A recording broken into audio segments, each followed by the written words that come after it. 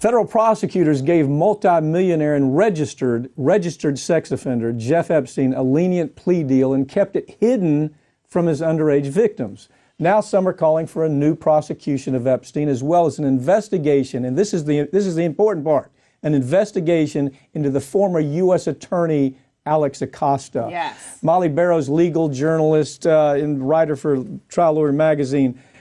You know, this is right up your alley. These are the kind of stories that you covered when you were doing anchor in the news.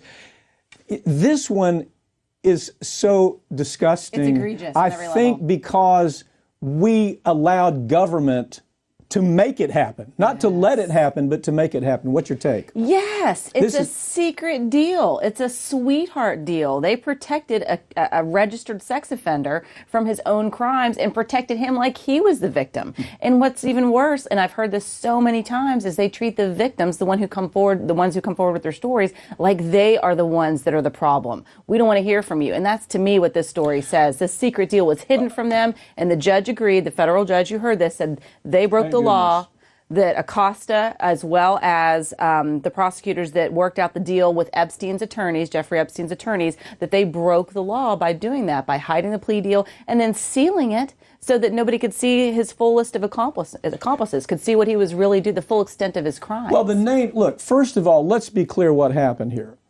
They had all the evidence they needed. They had the guy dead to rights, and they said, "Oh, Mr. Epstein, you have all these political contacts. Right. You have contacts with Bill Clinton. Yes. You fly back and forth to the islands with Bill Clinton. You have Donald Trump in your close, little black book. You have Alan Dershowitz. Yes. You have the Prince of England. I mean, Prince Andrew. Prince Andrew. That's right. You have all of these people in your close circle. Oh, and by the way, you give a lot of money, primarily to Democrats. That was a big part. Everybody seems to admit. The guy's a multi-gazillionaire.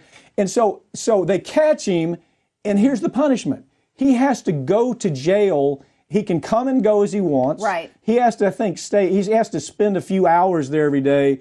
This is after they caught him with underage kids, basically raping 100%. Underage kids. Child rapists. You're talking over 100 suspected victims, and 30 of them were part of this original plea deal, and they were sealed from even seeing the extent of his crime, seeing who his accomplices were.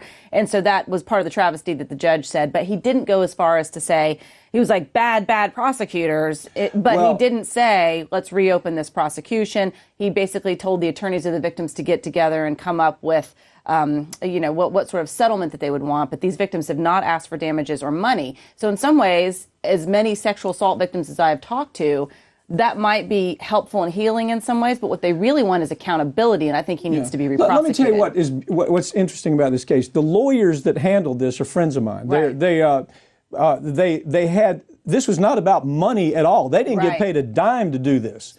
They looked at this, these kids came and they said, this is what Alan Dershowitz and Roy Black and this Acosta, this is what they worked out. They kept it secret from us. Is that right? Well, Florida is very clear on the idea they have a duty to tell the victims what happened in the deal, in the prosecution deal. So they deal. have an opportunity to express their feelings on it, and it was deliberately kept from them so that they wouldn't go and protest this sweetheart deal, and then he could go ahead and get away with that slap on the wrist that you just described, when they know, and the judge even said, there is plenty of evidence to show that this man, including his accomplices, was involved in an international sex trafficking ring. They were bringing in underage girls from all over the world. Yeah, and the way they did it is they would actually pay the girl that was in the house.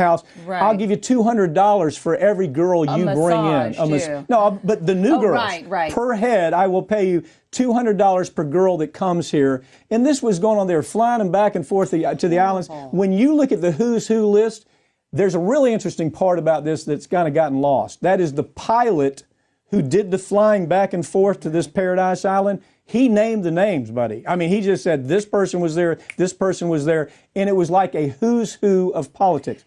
Interesting thing, Acosta is now working for the Trump administration. Yeah, as the Secretary of Labor, and the DOJ is investigating his role in this because he was the U.S. Attorney for the District of in Miami at the time. So, of course, he needed to, they have evidence that shows he was personally involved in some of these negotiations, whether it was emails or overseeing this deal that was essentially made. And you're 100% right. They all went into it knowingly and willingly. Even Kenneth Starr, who prosecuted Bill Clinton for his sexcapades in the Oval Office, wanted to impeach him for consensual sex between two adults, whether or not you agree But he was defending this. But he was now he's defending this guy for basically sexually being a child rapist and wanting to hide it from the victim. So, like you said, it is an undermining thing to what our government's capable of. And if they would do this to all these hundreds of underage girls, just the 30 that were impacted by this plea deal, that's not all the victims that were out there. Now, the Kraft story that we're going to tie into this in about a week. Yes. Brigida Santos and I did this story to begin with. We're going to keep doing updates like we just did. Yes. Thank you for joining me, okay? Sure, Pat.